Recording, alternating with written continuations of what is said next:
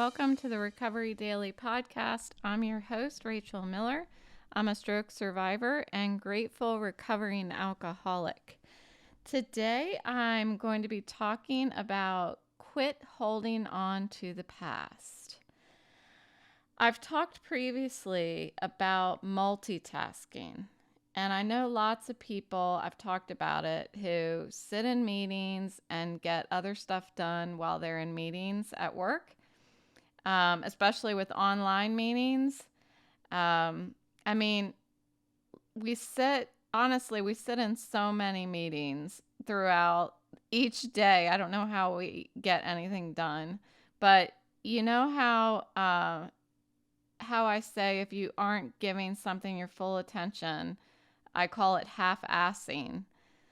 Even when you're on the phone with a friend or a family member and they're cooking dinner or driving, you can hear like waves in the background or they're walking their dog. I do that a lot. I'm walking my dog while I'm talking to people on the phone or whatever. And you can tell that you don't have the other person's full attention. Like for me, I'm constantly saying, Autumn, heel. Autumn, heel. Because she's always trying to take a step further ahead. So she has a problem pulling. So we've gone through a lot of training for her to actually stay at my heel. And she tends to get a little excited and inch forward. So I try to not let her get too ahead of herself or get ahead of me. So I'm always going, Autumn, heel. So it probably is annoying to the person on the phone. But when we're listening and fill in the blank, whatever you're doing, we're half-assing someone. That's what I call it. And that relationship is not getting nurtured. We think that we're on the phone because this is my time today that I get to talk to my friend and we're gonna, connect for the day. And in fact, depending on who you're listening to, you could actually be offending them by half-ass listening. And then you're actually damaging the relationship. They're getting off the phone and they're thinking, it's rude. Number one, why was I even talking? Like I just wanted to stop talking and be like, are you listening? So therefore, by half-assing, we're potentially making things worse. Whatever we're doing, if we're trying to do two things, we are potentially making one of those two things worse by giving it half of our attention. So I wanted to apply this concept on a much larger scale. So imagine you're looking at files on your computer and you have two folders. One of the folders is called Past, P-A-S-T, and the other one is called Future.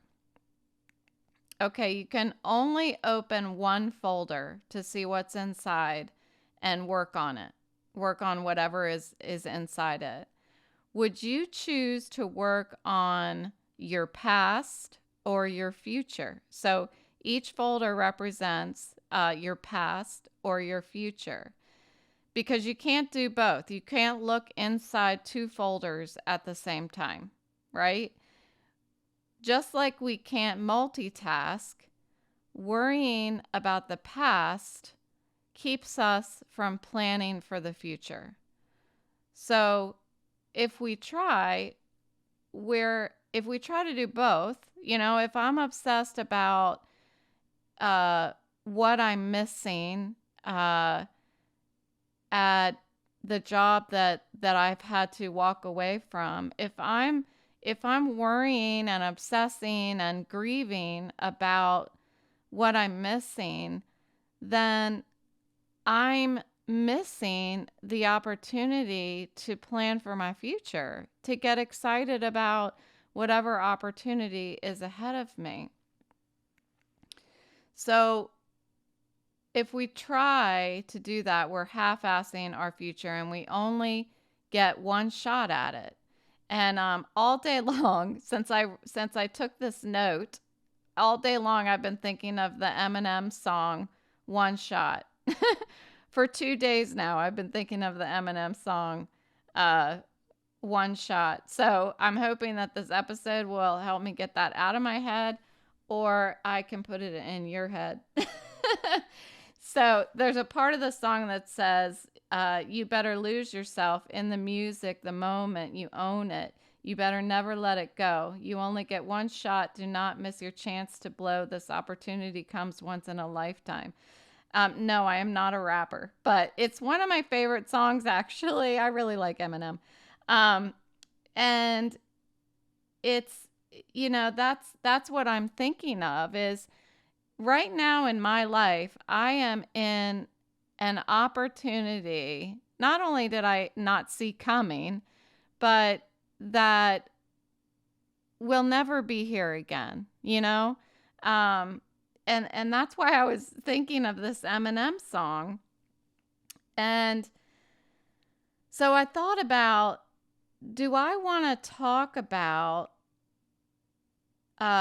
in this episode, do I want to talk about letting go, which I think I already had a podcast about letting go,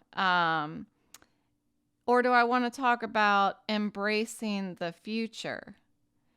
I was dividing the two of them and like, which direction do I go? Do I go to the past and talk about how we don't want to obsess about the past, or do I talk about the future and how important it is to focus on the future? But what I want to talk about is why we can't do both. The importance of acknowledging when we get in some kind of thought loop about the past. So what I was thinking about was my experience at my previous job. Let's see, previous. So 3 jobs ago. I was thinking about some lessons that I learned there. And so I wanted to talk a little bit about that, because that's just where my brain was going. So what I was thinking of is you don't have to stop being scared to do something, move towards something new in your future. It's okay to be scared when you're walking towards it. And that's how I feel right now. I feel scared about whatever is ahead of me, and I talked about this to my boyfriend. I said, I'm filled with a lot of fear and I'm grieving a lot about what I'm missing, from my career. And he said back to me, when you think about being fearful and you think about grieving, think about what we say to the kids all the time. He said, we always tell the kids that change is a positive thing. And it's not until we learn how to accept change that we're going to be better at this living thing. Because that's what life is about. It's about change. If I did not have this situation going on, I would be still doing the same thing. I would be comfortable in what I was doing. I think comfortable makes it sound like I wasn't growing, but I was challenging myself within that career. And others were, leaders were challenging me as well. So it's not that I wasn't growing, but I was, in a way, comfortable. I was comfortably growing. And so to be walking away from that comfort, that consistency, it makes me sad. And so I thought, well, not only do I not have to stop being scared to move forward. I can move forward with being scared also, but I can move forward being sad too.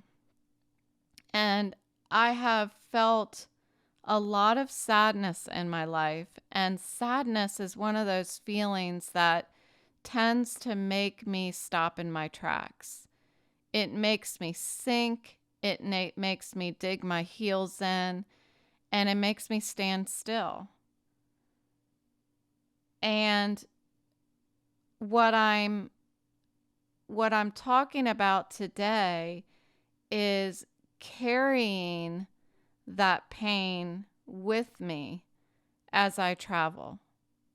So carrying the fear, the sadness, the discomfort, the uncertainty, carrying it with me as I travel, rather than thinking I need to stop and like imagine I've got a backpack on. I mentioned it yesterday, having this backpack. Imagine that in my backpack I've got fear, sadness, pain, discomfort, and uncertainty. I've got that all in my backpack. Well, I have always stopped and felt like I needed to unload the backpack before I could keep going on the path. If I'm on a hiking path, like I have to stop, unpack all of that stuff that's weighing me down, that pain and fear and sadness and discomfort and uncertainty. I have to take it out of my backpack because I'm going to move slower if I'm carrying that along with me. And what I'm realizing today, literally today, is that I don't have to do that. I don't have to unpack it. And I was thinking about my job 3 jobs ago and how I was a trainer. And so I used to travel internationally, and I would train people. Some didn't speak English. I don't know how they passed the class, but I guess they knew just enough that they could follow along and stuff. But I was so full of fear and anxiety when I had to do that because I didn't apply for that job. I was, we had a reorg and I was appointed as trainer. And I was like, what? Oh my God. Imagine. I have had so much anxiety over my lifetime with public speaking. And, I remember in college having this public speaking class and like my face would shake. I was so nervous about it.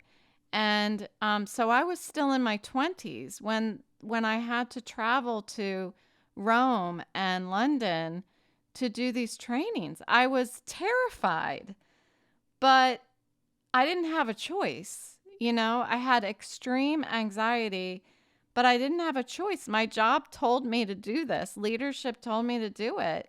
So I just stuck that fear in my backpack and I, in my suitcase in that case, and I traveled and I went there and I did it.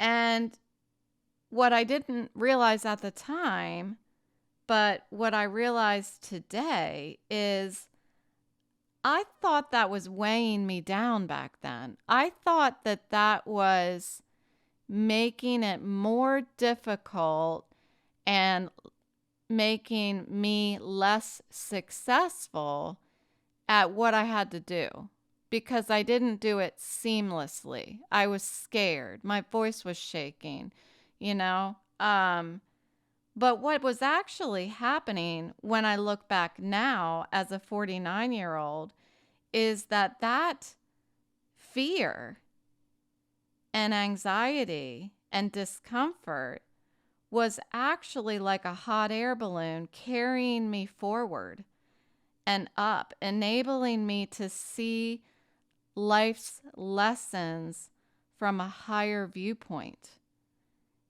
if I didn't have that discomfort, I would have just walked amongst everybody else, you know, trudged the road just like everybody else.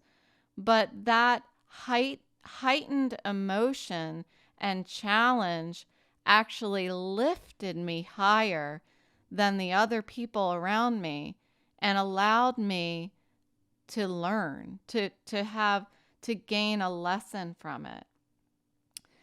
And what I know today is if I don't feel uncomfortable, then that means I'm not working hard enough. That means I'm not pushing up against my limitations to break them down.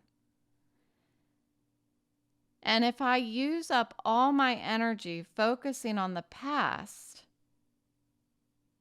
you know, thinking about what have I done in my past that caused me fear and anxiety, and what are those things that I did while I was feeling that, and I was right. I had every reason to be anxious because I failed. I had every reason to be fearful because I was hurt. What are those things that I'm looking at in the past that are causing me to keep carrying that stuff in my backpack? If I keep spending all my energy focusing backward and looking in that backpack and trying to unpack it, then I'm not going to have any energy to apply to my future. I've talked about how sad I've been thinking about missing my life the way it was when I was a kid. I have such heartwarming memories of living in our townhouse, and it was like my safe small little world that was made just for me. We lived in Leesburg. We lived in Crestwood, if any of you know where that is, on Catoctin Circle. So it's just, I felt like the world was so small, and I felt like, as a kid, I felt like the world was fashioned just for me, That's what I felt like as a child. And sometimes I catch myself because of that, because of having those beautiful memories and having a hard time not being sad when I look back to them. Because of that, I catch myself sometimes in the middle of what I call like a snapshot moment. I talk about take a snapshot when you're in the middle of something that you want to remember for the rest of your life. I find myself being in the middle of a snapshot moment and thinking, hold on to it. Just hold on to it. Hold on to this very moment. And then it's gone. And where am I when it's gone? When the moment passes, where am I? Am I still here in the moment? Or am I still traveling backward with the moment? Did I stay in the moment and I'm not here in the present? Sometimes I feel like I am. Sometimes I feel like as a moment passes, a beautiful moment passes, that I go with it and I stay there in it. And that's what I mean by when I reference I'm standing still. I feel like most of my life I've been standing still. That's what I'm talking about. I can't move forward if I'm standing still. I can't move towards my future if I'm standing still looking back at my past. I have to unclasp that moment and snap back into the present. So I want you to try this exercise. And it's important that you actually get up and do it. Like, get up and do this exercise sometime in your free time. I don't care if somebody makes fun of you. Do it with your kids. Do it with your husband or your wife, whatever. So get 2 sticky notes out. And on one of the sticky notes, write the word past. And on the other sticky note, write the word future. And you're going to stick the sticky notes to opposite walls in a room. And then you're going to go to the middle of the room, stand in the middle of the room, and face the sticky note that says future. So that means that the sticky note that says past is behind you. And you don't see it. You can't see it. So you're standing in the middle of the room. You're facing the sticky note that says future. The sticky note that says past is on the wall behind you. Now you're going to slowly, while you remain facing the future, slowly take steps backward, moving you closer to the sticky note that says past. But you're going to remain looking at the future sticky note. So what is happening? The future appears further and further away. So when you actually go through the motions with your body, you can see that the future continues to get smaller and smaller and further away. And the importance of doing this with your body and actually putting the sticky notes on the wall and looking at it with your own eyes and watching it get smaller and smaller for the future, watching it get further and further away, is because this action is going to instill a new perception in you about what it means to focus on the past. The more energy you are putting into focusing on the past is stealing away from the energy you have to invest in the future. And if you don't have that energy to invest in the future is a little less bright. It gets smaller and it gets further and further away. So that's what I've got for you today. Pretty cool. Do the exercise. And then the next time you find yourself, you're riding on the metro, you're taking a walk, you're sitting at your desk at work, and you're thinking about something that has happened in the past, remember that. Remember that every moment that you spend thinking about your past, you're stealing energy away from investing in your future and planning for your future. So thanks so much for listening. I wanted to share that our followers are increasing by the day. It's super exciting. I'm really enjoying this. I'm so happy to have you along for the ride, and I'll talk to you tomorrow.